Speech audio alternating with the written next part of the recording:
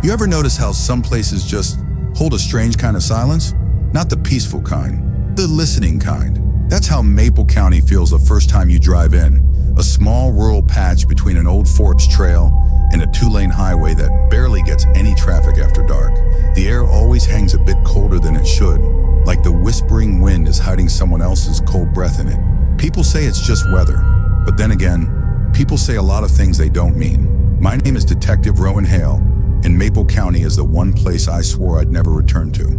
Because every road, every empty porch light, every flicker from a rusty sign on an abandoned motel reminds me of the faces, or rather, the absence of them. But before we fall too deep into the dark, take a second. Breathe, settle in, get comfortable, maybe lie back a little. Let the room soften around you. Let your shoulders drop, because this isn't a story you rush. This is one you sink into. And hey, if you enjoy these late-night nightmares we share, don't forget to subscribe to the channel. New horror every week, the kind that stays with you, even in your dreams. All right, let's start. Rowan wasn't supposed to be here again. Maple County had taken too much from him once already. But when the sheriff's office called about the 4th missing person in 2 weeks, he knew he couldn't ignore it. They showed him the first scene, a small farmhouse at the edge of town, near what used to be the old asylum before it burned down. The family had left in a rush, half-eaten dinner on the table, TV still on, buzzing, weak, static noise. A chair knocked over. The only sign of the missing man was his phone, found lying beneath a broken mirror. The mirror's surface wasn't actually shattered though. It was melted, like something had smeared it from the inside. And on the wall next to it, a sketch. Just a face, no eyes, no nose, no mouth. Just a smooth, blank oval. Charcoal lines pressed hard, almost carved into the decayed walls, repeating the same empty expression again and again. Rowan stared at it longer than he should have. It felt wrong, too wrong. The locals whispered about a figure they called the Collector, a silhouette seen standing beside roads wrapped in midnight fog or lingering behind trees near the old asylum ruins. A tall thing, too tall and too still. They said if you looked at him directly, your vision would blur, like all the flickering lights around you suddenly forgot how to stay on. No one ever described his face. No one ever could. Rowan didn't believe rumors. He believed evidence. But the evidence wasn't normal, and it got worse when they showed him the second house. It belonged to a school teacher. Sweet woman, kind, the sort who baked bread for her neighbors. Inside her home, the temperature dropped 10 degrees the second they opened the door. Not figuratively, literally. Rowan could see his breath. Everything looked untouched, except for the bedroom. The rusted bed frame had deep scratches on one side, as if something long-fingered had gripped it. A trail of charred fingerprints led toward the bathroom. And in the bathroom, another sketch. Dozens, hundreds, all of them staring straight forward with blank, faceless expressions. Different sizes, different angles, different strokes, but always the same emptiness. They coated the walls, the tiles, even the inside of the bathtub. Rowan touched one drawing with his gloved finger. The charcoal was warm, fresh. When he looked closely, he realized there were faint indentations around the sketches, like someone had pressed their own face to the wall repeatedly, trying to leave an impression, trying to replace what they no longer had. He checked into a room at the old Maple Crest Motel, a place held together by peeling paint and bad decisions. The kind of place where the flashlight beam feels like the only real friend you have. His room smelled like rain and stale smoke. One lamp, one thin mattress, one window facing the dark road. Rowan set up his files on the little table when the motel owner knocked, a frail old woman with a voice that wavered like a dying radio. "You looking into those disappearances?" she asked. Rowan nodded. She leaned closer, whispering like someone might be listening through the walls. "You can't fix it, detective. You can't stop him. He's been here longer than the town." "Who?" Her eyes lowered. "The one who collects what we don't protect." Rowan frowned. "Faces?" She didn't answer. Instead, she slid something under his door and shuffled away. It was a Polaroid, low quality, yellowed edges. In the picture, the old locked ward of Maple County Asylum, the section that supposedly collapsed 30 years ago. But in the far right corner of the photograph, a tall, long shadow stretched along the hallway floor. Too thin, too sharp, and there was something else. Something Rowan didn't notice until he turned the photo toward the lamp. A fingerprint, smudged in ash, directly over where the face of the shadow should have been. That night, Rowan couldn't sleep. Every time he closed his eyes, he saw the drawings again. The blank faces repeating over and over, like they were waiting for something. Around 3 a.m., he heard a sound from the next room, a soft dragging noise, fabric on concrete, then 3 slow knocks. Rowan's pulse ticked up. He grabbed his flashlight and stepped into the hallway. The carpets were torn, the wallpaper curled like old skin. The air smelled like wet iron. "Anyone there?" Rowan whispered. Nothing. He followed the sound to the far end of the motel, where a door stood slightly open. Room 19. A room the motel owner swore hadn't been rented in years. Rowan pushed it open. Inside, the light from his beam cut through floating dust. The room was empty except for a single chair in the center. And the walls, God, the walls. Sketches. Again, hundreds of them. A violent storm of charcoal faces with no features, like someone had been trapped here, drawing until their fingers bled. There was writing too, scratched deep into the paint. "He took it from me. I can't remember my own name. Don't look at him when the mirrors blur. He finds you when you sleep." Rowan's breath trembled. His flashlight flickered. Just once. Just long enough to feel wrong. He turned to leave. That's when he saw it. In the corner of the ceiling, where the darkness was thickest, a shape shifted. A tall figure. A smooth head. No face. A silhouette elongated unnaturally, stretching downward like melted shadow. Rowan froze. The figure didn't move. It didn't breathe. It simply existed in a way that made the air heavier. Then the flickering lights died completely, and a voice, low and distorted like cracked vinyl, whispered near his ear. "Rowan." He spun around. No one. The corner was empty again. The drawings still staring. The shadows still dripping down the wall like ink. Rowan's heart hammered as he backed out of the room and slammed the door. He didn't stop until he reached his own room, locking it twice. He sat on the bed, chest rising and falling slowly, trying to convince himself he imagined it. But then his phone buzzed. A notification. "Motion detected while you were away." Rowan frowned. He didn't remember turning on the motion feature. He opened the video, and his stomach dropped. The footage showed his motel room, empty. Then the door creaked open on its own. A tall shadow glided inside, so tall it brushed the ceiling. It slowly turned toward the camera, and though it had no features, Rowan felt its gaze. Then the shadow reached out. A long, thin hand stretched toward the bed, toward Rowan's pillow, toward where his face would have been if he had been sleeping. The hand hovered there, gently, like it was testing the shape of him. Then the video cut to black. Rowan sat motionless, phone trembling in his hand. Because the final frame, the last millisecond before the video ended, showed something that made his blood freeze. Where the shadow's hand hovered, there was a faint outline glowing on the pillow. Not a handprint, a face print, as if something just tried to lift his face away. And that was only Rowan's first night back in Maple County. If your room feels a little colder right now, don't worry. That's normal. Sometimes stories do that. Take a breath. Loosen your shoulders again. We're just getting started. Now, let's drift a little deeper into the forgotten corners of Maple County, where the shadows remember more than the living do. Where every step Rowan takes pulls him closer to the thing that's been waiting for him, waiting for his face. Rowan didn't sleep after watching that motion alert footage, though he did spend a good 10 minutes staring at his pillow, like it might suddenly inhale and swallow him whole. And maybe that was his dry humor kicking in, because sometimes you laugh a little when you're terrified, just to remind yourself you're still human. And as the night thinned into that weird gray just before dawn quiet, he felt the motel room pressing in on him, like the walls had leaned a little closer while he wasn't looking. So he grabbed his jacket, his badge, and the half-dead flashlight the motel owner lent him, and stepped outside into the cold air where the world felt bigger, safer, until he noticed the fog hugging the ground like it wasn't supposed to lift today. It was the kind of fog that clings to your ankles, like fingers, cold, soft, curious fingers. Rowan tried to shake off that thought as he walked to his car, but the moment he touched the door handle, he noticed the glass on the driver's side window was fogged from the inside, like someone had leaned very close, breathing slowly, deliberately, and when he wiped it with his sleeve, he saw a faint smudge pattern, almost like, yep, a cheek and a forehead pressed into the glass. He whispered to himself, "Perfect, love that for me," and climbed in. telling himself it had to be condensation or weather or just his brain being dramatic at sunrise. But as he drove through Maple County's empty morning roads, he kept feeling like someone was sitting in the back seat, staring at the back of his head, and he didn't check the mirror. Absolutely not.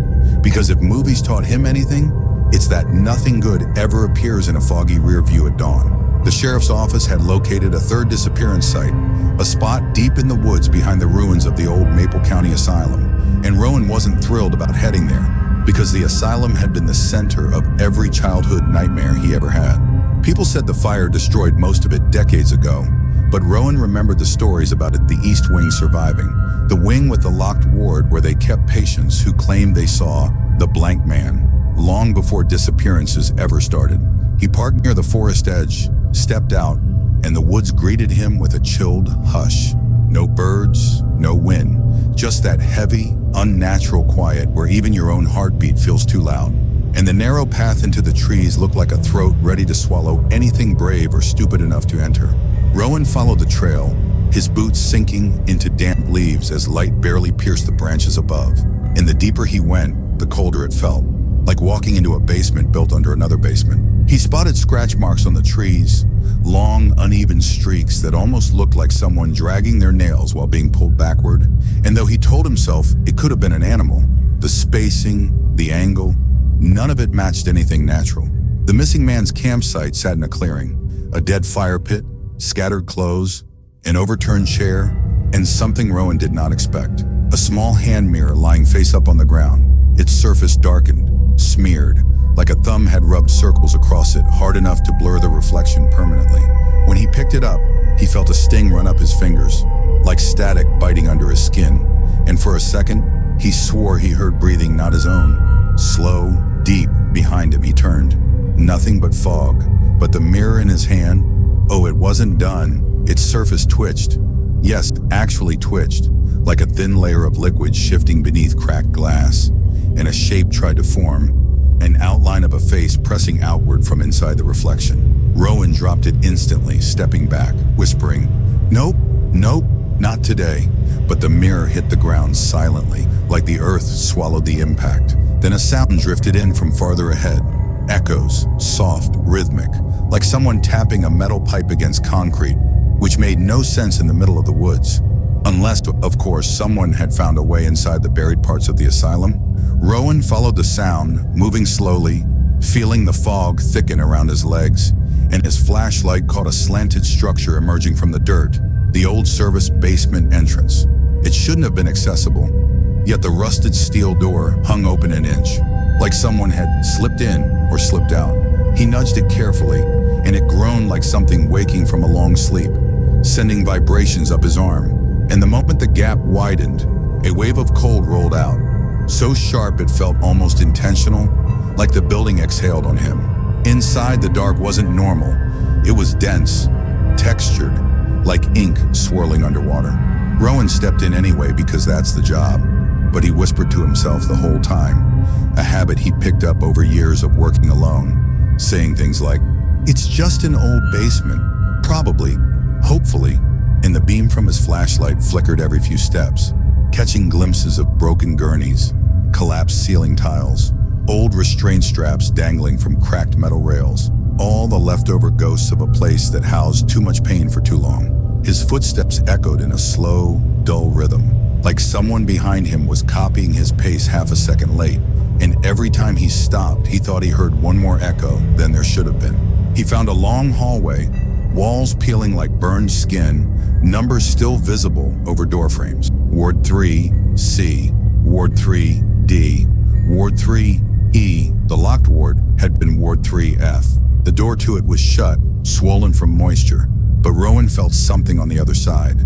Not movement, awareness, like a presence brushing against the wood, testing it, remembering it. He reached for the door, hesitated, and then gently pushed. It opened too easily, which somehow felt a lot worse. Inside, the room was nearly empty, just a collapsed bed frame, a rusted chair, and scribbles covering every inch of the walls. Not drawings this time, words, hundreds, all carved with something sharp. You can't see what he wears the mask, for you can't hear what he whispers, until he stands behind you. You can't run once he likes your shape. He only takes what makes you exist. He only takes what makes you yourself. Rowan felt a chill run down his spine, and when he stepped farther in, he noticed something in the corner. A duffel bag belonging to the missing man. Inside were clothes, a wallet, snacks, and a sketchbook. Every page, every single one, had drawings of the same blank face.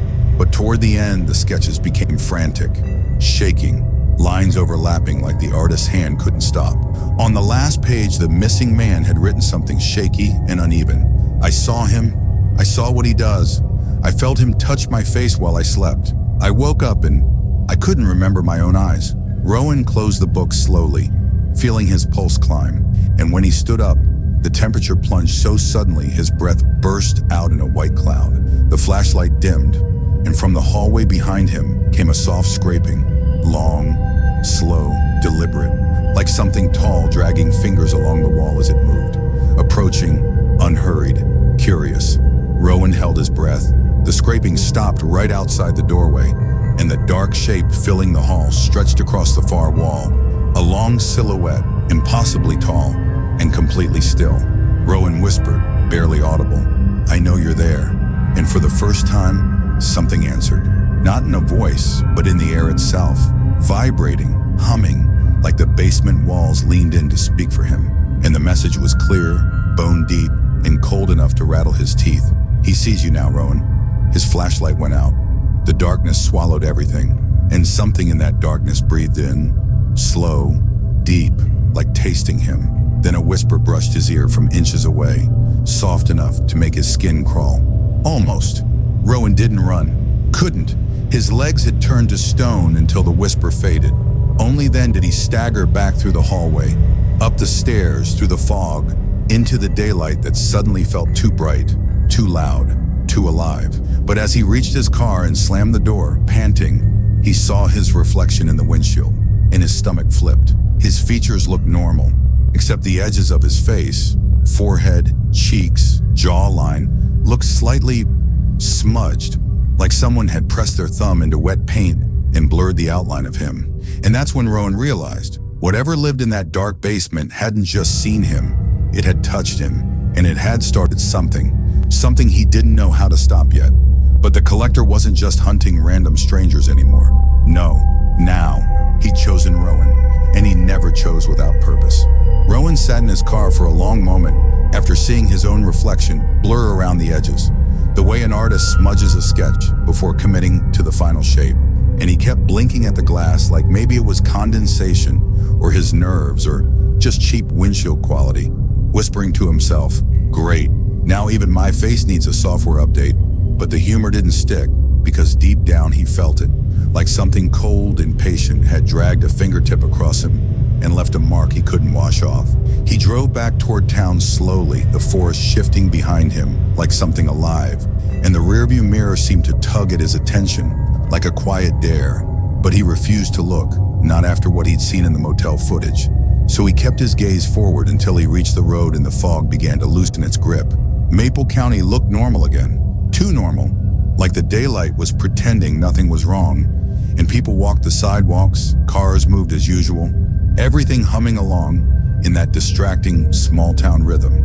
But Rowan couldn't shake the feeling something was walking with him, pacing just behind his shoulder, invisible in the sun, but real in the spaces between breaths. He stopped at a diner, the only one in town, and ordered black coffee he didn't really want, just something to hold so his hands wouldn't shake so badly. The waitress, a middle-aged woman with tired eyes, stared at him a moment too long before she asked, "You okay, honey? You look a little out of focus." Rowan stiffened because she wasn't wrong. She tilted her head like she was trying to see him more clearly, and it made him uncomfortable. So he mumbled something about a long night and changed the subject, asking if she'd heard anything strange about the disappearances. She went quiet, real quiet. Then she said softly, "People don't disappear here. They get collected." And the way she said it, flat, resigned, made Rowan feel like he'd walked into a conversation that had been happening long before he arrived. Like everyone knew the truth and had simply agreed not to say it aloud. She nodded toward an old man eating alone at the corner booth and whispered, "Talk to him. He's seen things." The man, Mr. Aldrin, had deep wrinkles carved like maps of years spent surviving something he couldn't talk about. And when Rowan approached him, the old man didn't look up. He just muttered, "I saw your mother once, detective. Long time ago. She came here asking about the same thing you're poking into." Rowan froze, breath catching, because no one in Maple County was supposed to know anything about his mother. She died when he was young, and her connection to this town had always been the part of the story no one explained. He sat across from the old man, who finally lifted his gaze, and Rowan saw fear there. Ancient fear, the kind you don't get rid of even after decades. "Your mother thought she could stop him," Aldrin whispered. "She tried. She lasted longer than most." Rowan felt the world tilt a little, like the floor under his feet shifted an inch. "What do you mean? Lasted?" he asked, and the old man leaned closer, lowering his voice to a trembling rasp. "The collector doesn't just take faces. He takes memory, identity, everything that makes someone real. If he marks you, if he touches you." His gaze flicked to Rowan's blurred cheek. "You start fading." Rowan's pulse dropped into his stomach, heavy and cold, and the old man continued. "Your mother thought she could hide from him in the old asylum, thought the locked ward was safe, but you can't lock out something that doesn't need doors." Rowan swallowed hard. "What happened to her?" Aldrin looked away. "No one ever found her body, but sometimes, late at night, people say they see a woman wandering the fog near the ruins, moving like she's searching for something she lost." Rowan felt something fragile break inside him, a cold grief he didn't even know existed. And as he tried to steady his breathing, his phone buzzed. A new message, no number, just a video file. Rowan hesitated, opened it, and felt every part of him go still. The footage was of him sitting in the diner, right now, but the angle was impossible, like the camera was hovering directly behind his shoulder.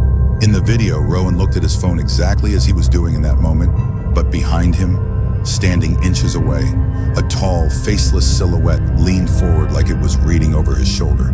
Rowan whipped around. Nothing, just air and fluorescent lights buzzing too softly. His heart hammered as he whispered, "Okay, that's not great." And Aldrin muttered, "He likes you. He likes the shape of you. Once he chooses, he follows." Rowan left the diner fast, the air outside somehow colder, and he walked toward his car with that prickling sensation crawling up his neck, like someone was brushing fingertips along his spine. When he reached the driver's side door, he noticed something taped to his mirror, a small ripped page from the missing man's sketchbook. On it, a crude charcoal drawing, Rowan's face, or an attempt at it. The outline was smudged, blurred, and the features were half missing, as if someone had erased parts and wasn't sure how to draw them back. Under it, scrawled in shaking handwriting, "He wants yours." Rowan felt a tremor of panic he tried to swallow down as he got into the car, locked the doors, and stared through the windshield at the road stretching ahead. A strip of gray beneath a sky that seemed to dim unnaturally, even though it wasn't even noon yet. He started driving, and after several miles he realized he wasn't heading back to the motel. His hands had turned the wheel on their own, muscle memory or instinct or something deeper, and he found himself on the long road leading to the old asylum grounds, like some invisible thread tugged him forward. Maybe it was his mother. Maybe it was the collector. Maybe it was the part of him that finally understood he couldn't run from this. Not anymore. As he turned down the cracked driveway leading to the ruins, the world grew unnaturally quiet again. No birds, no breeze, just that low humming presence in the air, thick and familiar. And Rowan whispered to himself, half a joke, half a prayer, "If anyone asks, I definitely didn't make the best decisions today." Then stepped out of the car, the asylum rising before him like a skeleton of old nightmare. Burned walls, collapsed beams, and a darkness that didn't feel empty, but occupied. The collector was somewhere inside. I kept walking through that dim hallway, the kind where every step feels like it's landing on someone else's heartbeat instead of the floor. And the air tasted oddly metallic, like the building itself was quietly bleeding somewhere. And I kept telling myself, it's fine, everything's fine, even though nothing about the situation was anywhere close to fine. And that's when I noticed the lights above me weren't flickering randomly. They were flickering in a pattern, almost like Morse code, except I don't speak Morse. And honestly, I wasn't in the mood to learn a new language with a ghost breathing down my neck.